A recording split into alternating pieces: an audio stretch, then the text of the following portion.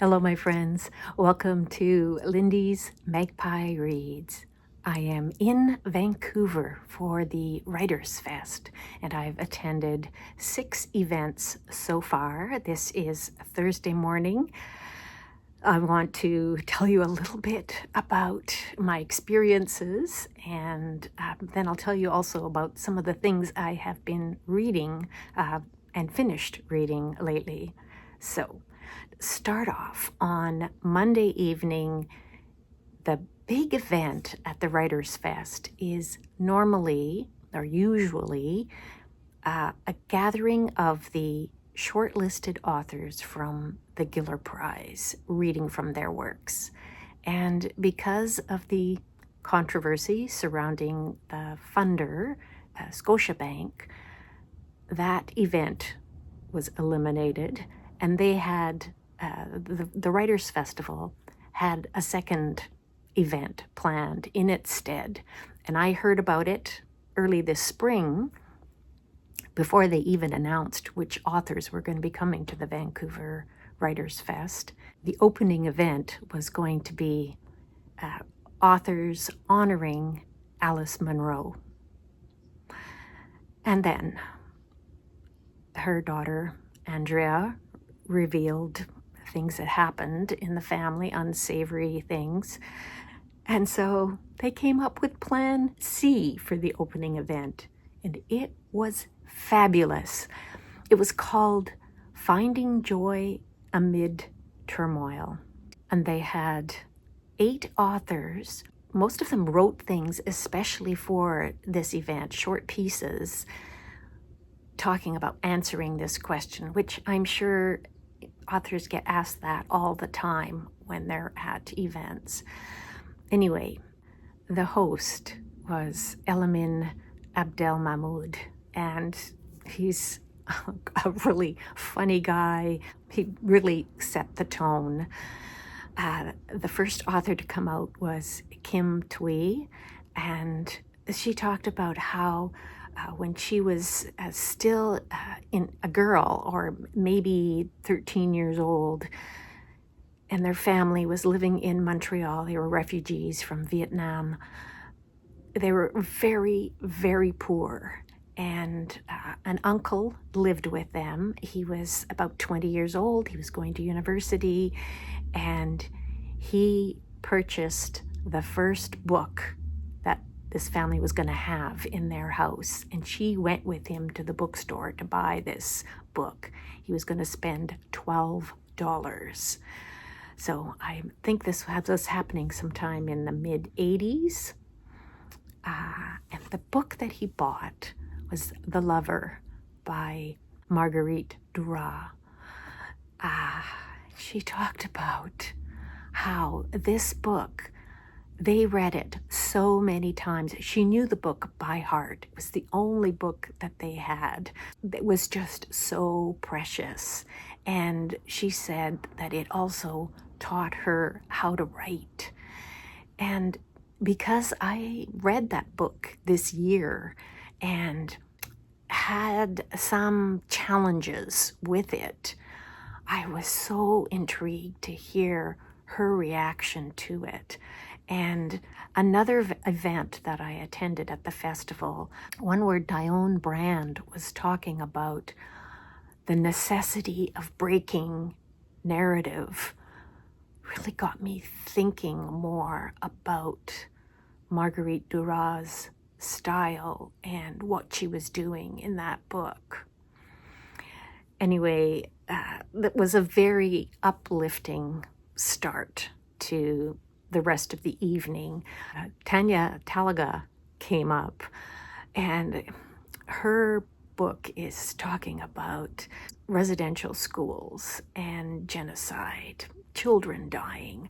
Where do you find the joy in that? Well, she talked about having attended WordFest in Calgary, being on stage with Canisia Lubrin, and what joy there was to see the conversation between their books, even though in many ways are quite different from each other. They're both addressing colonial systems in the Americas. So there's also something that Rebecca Solnit said, that there is joy in recognizing hard truths. Interesting way to look at joy. So another author who is totally unfamiliar to me, I'm definitely going to be looking at her work, is a Pakistani Canadian, Sadiya Ansari, and she talked about tenderness and that connection between joy, tenderness, and how it's something that stays with you, and sometimes even years later you still hold on to tenderness, and that's what helps you get through hard times.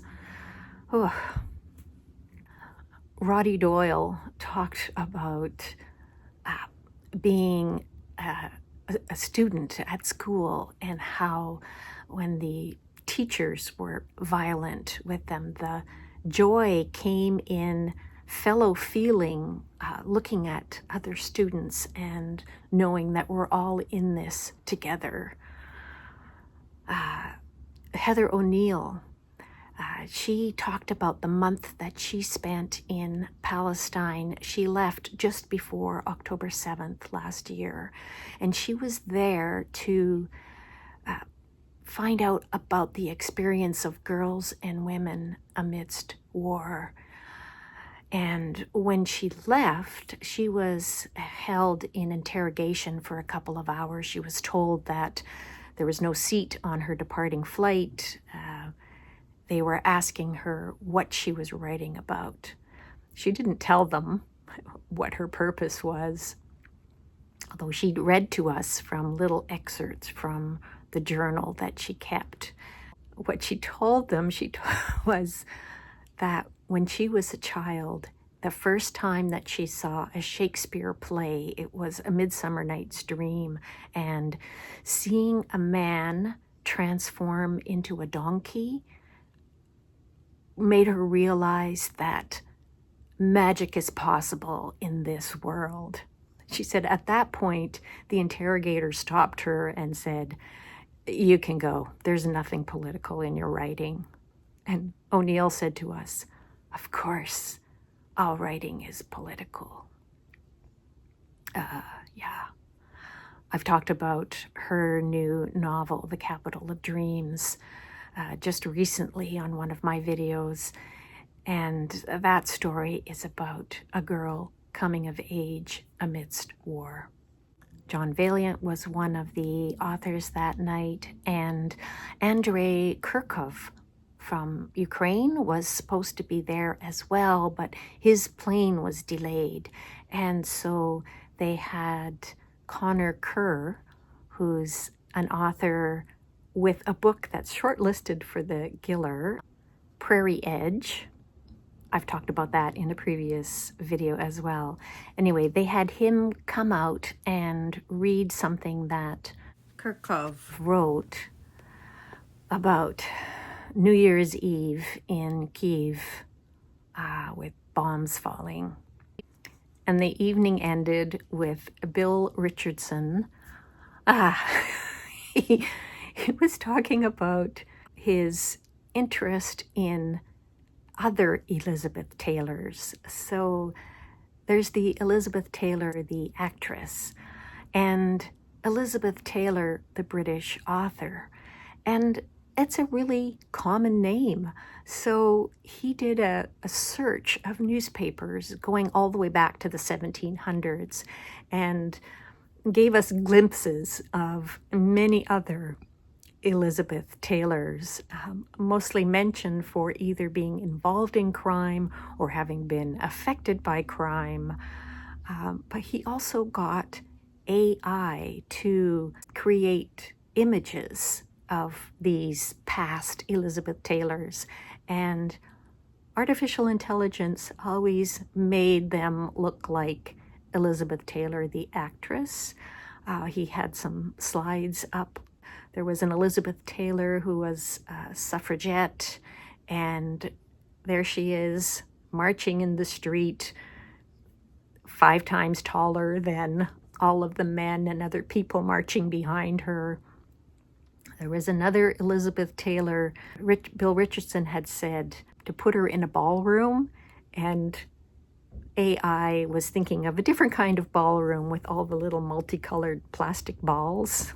So, yeah, very, very interesting. And I'm always looking at AI photographic images, to identify them, and 6 fingers is a good way to tell if something is created by AI, and certainly I saw that in the images that he had there.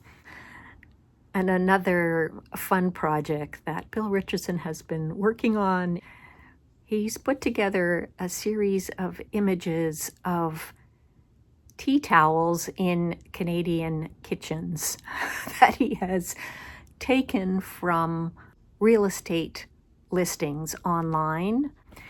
It's possible to find something to smile about in the strangest places. So in between one of the later events, I think on Tuesday, I was walking with a friend from Edmonton who is also here for the festival. Her name's Kathy. We took the False Creek ferry across the water to English Bay, and we're walking to her hotel, and we met Bill Richardson coming in the other direction. So we stopped to chat with him for a little bit, told him how much we had enjoyed the event the night before, and he was on his way to the festival to host an event, so we couldn't delay too long, but yeah, that was a nice surprise. Talking with other readers is one of the joys of being here at the festival, being in an audience full of people who love books and reading. It's also one of the joys of being here on BookTube and talking to you. So the very first event that I attended on Tuesday morning was called Masterclass with Katherine Rundell. She is a British children's author. She has written for adults as well, but mostly books for children. And in the line at the beginning, and then sitting right next to me as we were waiting for it to start, was a woman who is Katherine Rundell's first cousin once removed. And she had had breakfast with Katherine that morning, and then she was going to be driving her to the airport when she was finished at the festival that day. She had 2 events. Rundell had 2 events that day. She had just come in the night before, but she was flying to Portland on Tuesday evening for another event. I think she said it was day 10 on Tuesday of her book tour for Impossible Creatures, which I have also talked about on this channel. Fabulous children's fantasy adventure. The events that are during the day, during the week at the festival, are aimed at youth audiences. So there were classes from, they look like grade 4 and grade 5 students who were in the audience with us listening to Katherine Rundell. And everybody had pads of paper and pencils because she was getting them to write. And it was just short 2-minute writing sessions, and then she got some of the kids to share what they had written. But before all that, Rundell talked to the students about the question she gets asked all of the time: where do your ideas come from? So she showed us a slide of herself in a boat on the Amazon River. That was a trip that she took because one of her earlier novels was set in the Amazon. And she said, the reason I'm all wet, I'm going to tell you. There are dolphins in the Amazon, 3 different colors of dolphins. blue ones, gray ones, and does anybody know the third color? And somebody did know there were pink dolphins. Yes, sure enough. Then she showed us a slide of a pink dolphin. They really are pink. She said she was in the boat and a whole bunch of pink dolphins were right there. So of course she had to go into the water with them. Now, the Amazon does have piranhas, and she told us her indigenous guide said that with the speed of the current there, the piranhas aren't able to stop and bite you, so you're okay. And then she showed us a slide of cooked fish, and she said, so we ate piranhas instead. Another food that she was offered there was tarantulas, and she couldn't bear to eat a tarantula. So she asked some children who lived there, because this was one of the things that she was going to talk about in her story, was eating of tarantulas. So she asked some children in the Amazon, what do tarantulas taste like? And I can't remember what their answer was, and which is what she put in the book. But then she said she kept worrying, what if that's not true? So she bought a canned tarantula and described how they come with their legs all curled up in the can. And she said she found the taste was kind of like the taste of burnt hair. And then she thought, well, maybe that's because it's canned. Maybe a fresh tarantula would taste different, like a fresh peach tastes different than a canned peach. So she asked if there was anybody in the audience who would volunteer to eat a live tarantula and then let her know what the taste was like. And some of the kids put up their hands. So, oh, yeah, it was fun. She just had so much vivacious energy. Oh, she talked about how the real world is a wild and unlikely place. And could you imagine somebody stringing a tightrope between the two towers of the World Trade Center and then walking between them? And she showed an image of Pierre Petit doing that. And she had to learn how to tightrope walk herself, but not at such a high elevation. But she showed pictures of herself doing it with ballet shoes on, doing it in high heels. She said she's broken every one of her toes. So in her book, Impossible Creatures, the girl who can fly with her magic coat breaks her toes. And she said it's those kinds of experiences help to make a story more real. Oh, she also talked about the importance of editing. She said her first draft of Impossible Creatures, she edited 17 times. The first draft is like shoveling a bunch of sand in a pile. And then the editing part is when you make a castle out of it. Yeah. Oh, she just is full of such positive energy and awe at the world. And I loved listening to her. And from there, I went to a spoken word event, Word. So the students in that theater were mostly high school students. The event was curated and hosted by the poet Jillian Christmas, who I adore. Oh, I love her writing so much. And I was not familiar with two of the poets there. The only one I knew beforehand was Wali Shah. But this is also a great way to get introduced to new writers. So the other two were Alessandra Naccarato and Lucia Misch. And later that day, I heard Elizabeth Renzetti talk about her book, What She Said, Conversations about equality, and I definitely want to read that book, which is about gender justice.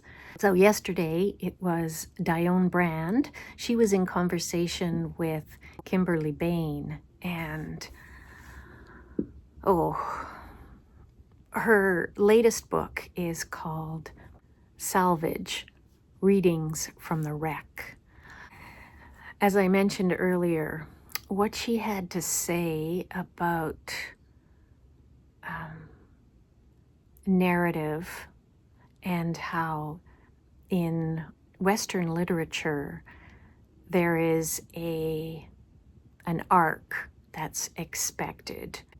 But she said we need to find new ways of looking, new ways of seeing, new ways of thinking, new ways of describing what we see. She talked about the work of the artist Takwasi Dyson, who did the illustrations in Canisia Lubrin's book Code Noir, and how Dyson has done a series of images, tiny images, based on imagining what a person who was captured in Africa and on a slave ship lying in the same position for many days, what their view would be like, looking at just shapes, light, shadow. She said so many things that I'm still trying to wrap my head around. She said that simply by living our daily lives here in the Americas, we're living within an architecture that consists or is created by slavery and expulsion of the indigenous peoples. And how does that affect us? How do we break away from it? She talked a lot about the literary canon, the Western literary canon, how British colonialism is the project that underlies canonical texts like Vanity Fair and Jane Eyre and Mansfield Park. So, for example, in Mansfield Park, Antigua is mentioned one time, but it is central to where the wealth came from, why Mansfield Park exists. She talked about how do we live with unreconcilable truths. So the example that she gave was a house, a shotgun house. That was kind of how she grew up in the Caribbean, and it was a place of love for her. It was the kind of house that she saw everywhere around her there. It was also a house that was built for enslaved workers who had no choice. That was where they had to live. So you could see there's the good and the bad, and holding those things together as existing at the same time. One of the things that she said that is often heard as part of social justice is racialized people say, we want to be included. And she said, the question is, what do you want to be included in? Do you want to be included in this colonial project? Maybe we want to destroy it instead. So my head was just bursting with all the many ideas that she has. And I am so looking forward to reading Salvage. And also, hearing her talk made me excited about picking up Canisia Lubrin's Code Noir again. If you've been watching my channel, you know that I have got through 40% of the book and set it aside, feeling like I didn't have the key to kind of unlock it and get in. And now I feel excited about diving into it again and letting a different way of thinking enter my brain. We'll see how that goes. And last night, the event that I attended is called Ecosystems for Change. And there were two scientists there, Diana Beresford-Kroeger, and she was the reason I had to go, and another scientist that I hadn't known about before, Jennifer Grenz. Jennifer Grenz is of Naplakmach mixed ancestry, and her latest book is Medicine Wheel for the Planet. Diana Beresford-Kroeger's latest book, by the way, is Our Green Heart, and I haven't read it yet. I have read some of her previous works. I'm a huge fan. She is a woman who is so courageous about fighting for trees, for the planet, for clean water, clean air. And Jennifer Grenz, now I'm in love with her too. And Jennifer Grenz was talking about her work with invasive plant species and learning about how herbicides are not the answer. At the end of their talk, people in the audience stood up to applaud. It was fantastic. Yeah, I just came away so inspired, and I will be telling you more about their books when I have a chance to read them.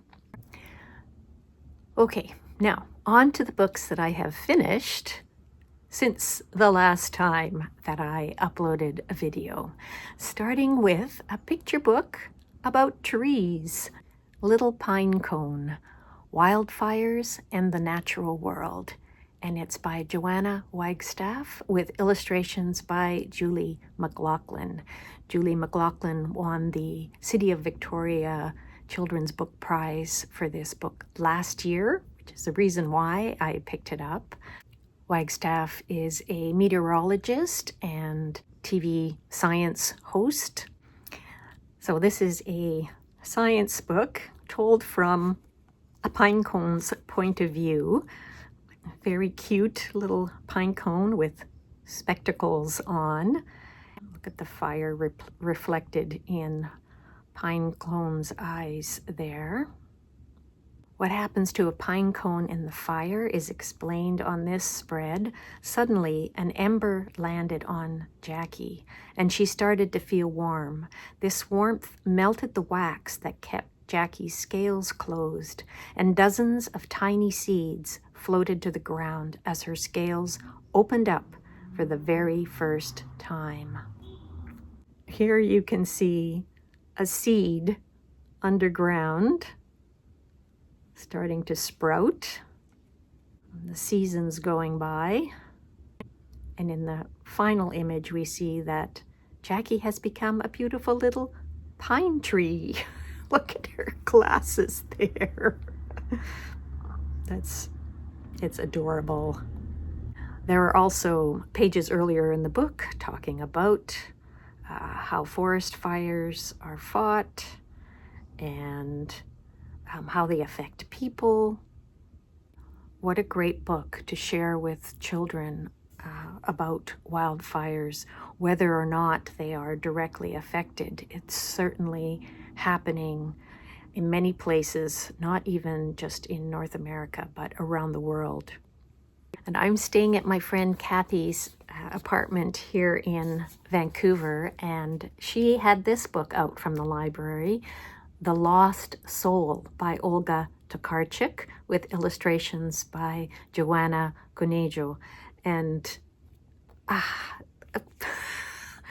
I love Olga Tokarczuk's writing. I had no idea that she'd written a children's picture book. So this is a story that it's really for all ages. It's about a man who he's going through his daily life, but somehow something is missing.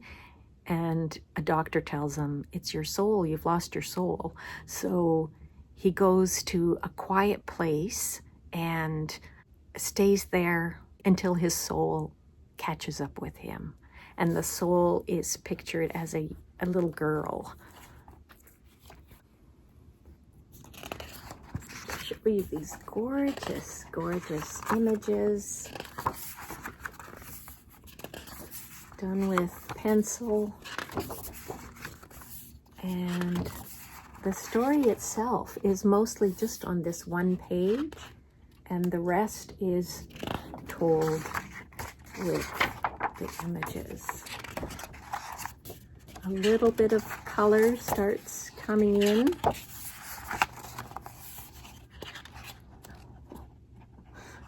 This actually reminds me of drive your plow over the bones of the dead. The girl is, one side the girl is searching, and on the other side we see the man waiting.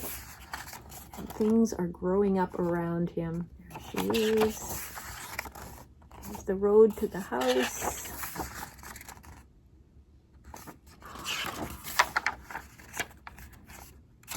They find each other. I love this book so much.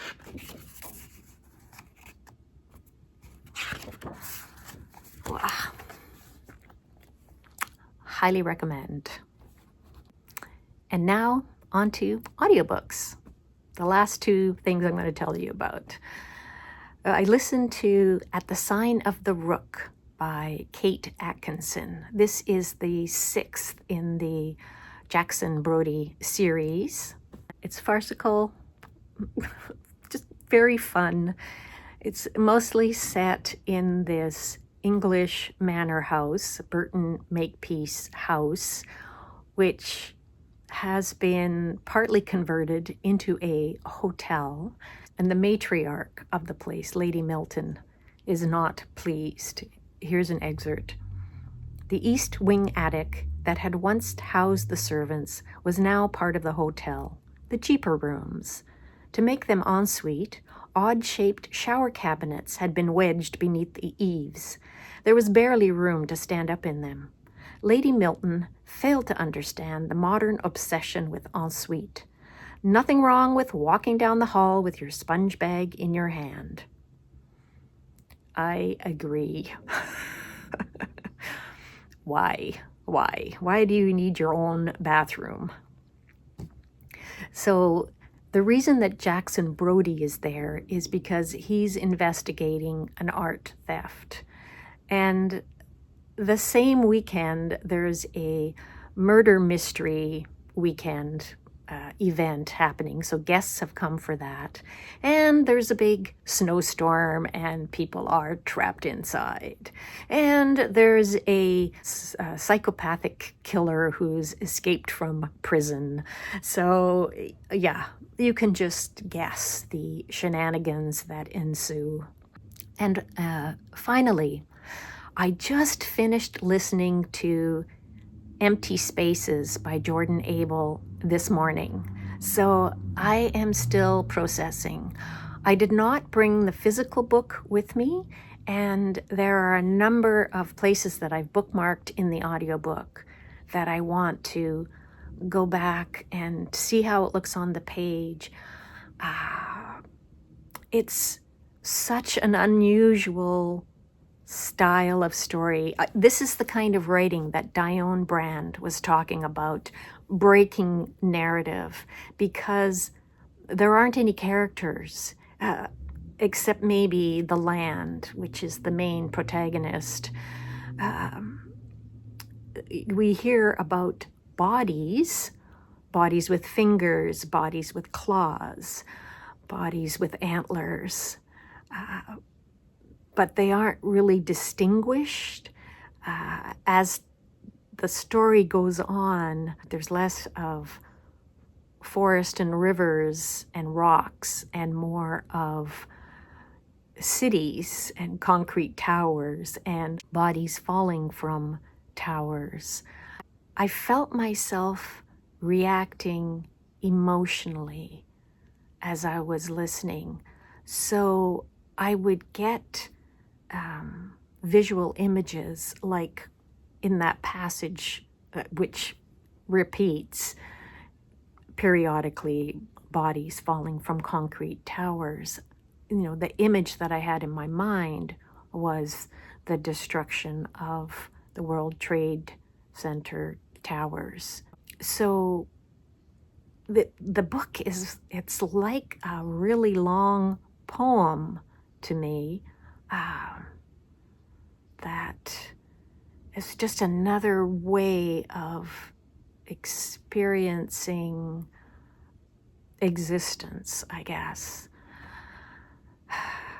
I'm still thinking about it. I think I will have more to say in the future about empty spaces. Stay tuned. If you've read it, I really want to know what you think of this book. Actually, if you've read any of these books that I've talked about in this video, please say something in the comments down below. I always appreciate hearing from you. So if you just want to say hello, give me a wave, whatever. Put a little dolphin. I know there isn't a pink dolphin emoji, but any dolphin will do. Thank you so very much for watching. I will see you all soon in the next one. Bye for now.